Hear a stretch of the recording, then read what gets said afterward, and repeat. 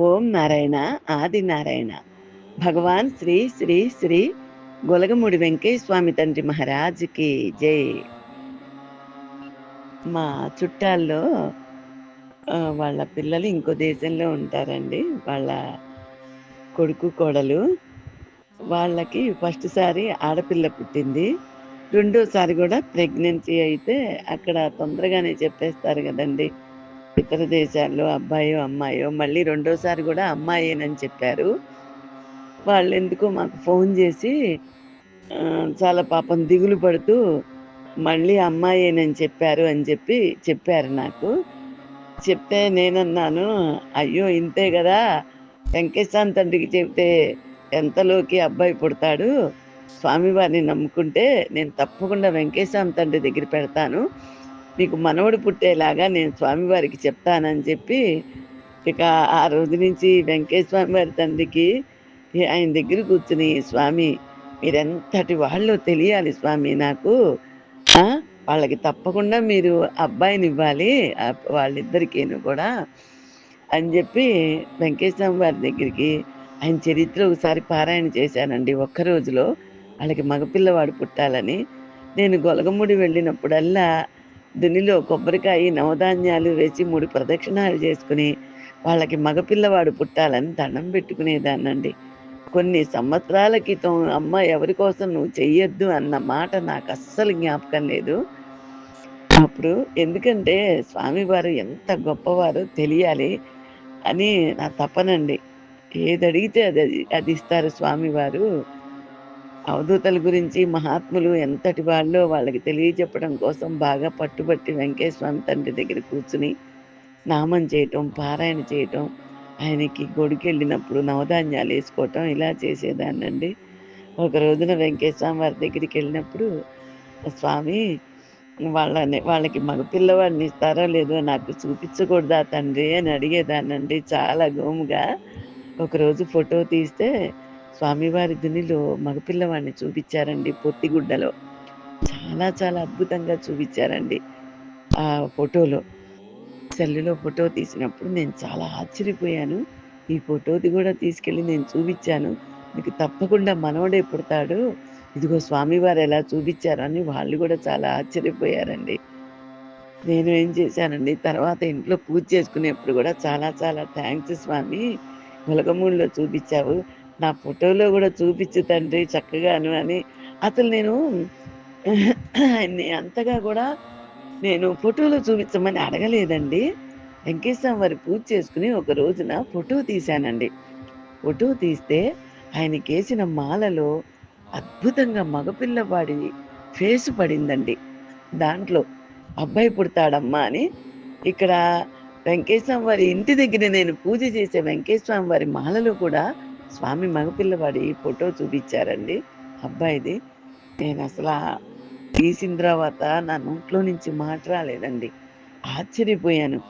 ఎంత సంతోషంగా వాళ్ళకి తీసుకెళ్ళి, ఇదిగో ఇంతకంటే ఇంకేం గావాలి స్వామి ఇలా చూపిచ్చారని చూపిచ్చేదాన్నండి. వాళ్ళు గూడా చాలా చాలా ఆశ్చర్యపోయేవాళ్ళు.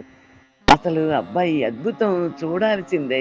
ఇంకా రిజల్ట్స్ బయటకొచ్చేదాకా వాళ్ళ ప్రాణాలన్నీ అబ్బా! అబ్బాయా? అబ్బాయా? అని ఎప్పుడు పుడతాడా అని ఎంత ఎదురు చూసారోనండి వాళ్ళు. ఒక రోజున నేను వాళ్ళకి చెప్పానండి, నేను దండం పెట్టటం కాదు ఎంతసేపు, స్వామివారు నాకు చూపిచ్చేశారు మనవడిని ఇస్తానన్నట్టు, అబ్బాయి పుడతాడన్నట్టు. వాళ్ళు గూడా చక్కగా కనే వరకు రోజుకు ఒక్క అరగంట ఒకే టైంలో మాకు మగపిల్లవాడు కావాలని ఆ భార్యాభర్తలిద్దరిని గూడా ఒక్క అరగంట ఓం నారాయణ, ఆది నారాయణ నామం చేసుకోమని చెప్పానండి వాళ్ళకి. కనే వరకు అబ్బాయి గనక పుడితే గొలగముడి తీసుకొచ్చి నీ దర్శనం చేసుకుంటాను తండ్రి పిల్లవాడితో సహా మేము వచ్చి అని దండం పెట్టుకోండి. అంతవరకు కనే వరకు ఒక అరగంట ఓం నారాయణ, ఆదినారాయణ నామం చేయమని చెప్పాను. తర్వాత మరి వాళ్ళు చెప్పారు వాళ్ళకి, కొడుకు కోడలికి గూడా. ఒక రోజున ఇంక 2 రోజుల్లో ఇంక జాయిన్ చేసేసారండి. చేసిన తర్వాత ఇదిగో వాళ్ళ కోడలు ఇలాగా ఇవాళ జాయిన్ అవుతున్నాం అని చెప్పి ఫోన్ చేసింది. చేసినప్పుడు నేను ఆత్రం ఆగలేక మీ వాళ్ళని అడగండి, మరి నామం చేస్తున్నారా లేదా అబ్బాయి కోసం? మగపిల్లవాడు కావాలని ఇలా దండం పెట్టుకున్నారా? రోజు నామం చేస్తున్నారా అని నేను అడిగిచ్చాను. అడిగితే ఆ అమ్మాయి ఫోన్‌లో నుంచి మేము అసలు ఎప్పుడూ చేయలేదు నామము. మాకు అమ్మాయి అయినా పర్వాలేదు అని చెప్పి సమాధానం చెప్పారండి. నేను చాలా చాలా బాధపడ్డానండి. ఎంత బాధపడ్డానంటే అది నా వెంకటేశ్వర తండ్రికే తెలుసు. స్వామి దునిలో మగపిల్లవాడిని చూపిచ్చావు. ఇంట్లో పూజలో నీ మాలలో మగపిల్లవాడిని చూపిచ్చావు. ఆ అమ్మాయి చూడపోతే మేమేమి ఒక్క నామం గూడా చేయలేదు ఏనాడును. మాకు అమ్మాయి అయినా పర్వాలేదని సమాధానం చెప్పింది. నాకెందుకో స్వామి ఇంకా ఆడపిల్లే పుడుతుందనిపిస్తోంది తండ్రి అని చాలా బాధపడ్డానండి. నేను చాలా నా కళ్ళమ్మట నీళ్లు తిరిగినాయండి. ఆ మాట వినంగానే మనసులో ఎంత బాధపడ్డానో ఎప్పుడెప్పుడు ఇంటికెళ్ళి స్వామికి చెప్పుకొని అసలు ఏడుద్దామా అనిపించిందండి. తర్వాత ఇంటికొచ్చి స్వామివారికి, "స్వామి ఇలా అన్నారు.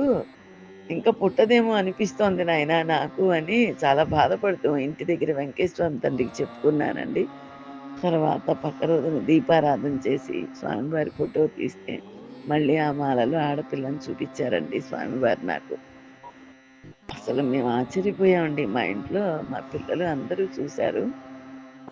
అసలు ఆ పిల్ల ముక్కు, మొహము, తల నిండా జుట్టు, మగపిల్లవాడిని ఎంత అద్భుతంగా చూపిచ్చారో, ఆడపిల్లని గూడా ఆయన మాలల్లో అలాగే చూపిచ్చారండి. అది తర్వాత ఆ ఫోటోలన్నీ గూడా డిలీట్ అయిపోయినాయి. నేను అవకాశం ఉంటే చూసి మగపిల్లవాడి ఫోటో ఉండాలి. ఉంటే కనుక నేను తప్పకుండా ఇందులో దాన్ని చూపిచ్చాలి అని స్వామివారి అద్భుతం. అవకాశం ఉంటే పెట్టిస్తానండి ఆ ఫోటోని. ఓం నారాయణ, ఆది నారాయణ. భగవాన్ శ్రీ శ్రీ శ్రీ గొలగమూడి వెంకయ్య స్వామి తండ్రి మహారాజుకి జై. వాళ్ళకి తర్వాత ఆడపిల్లే పుట్టిందండి.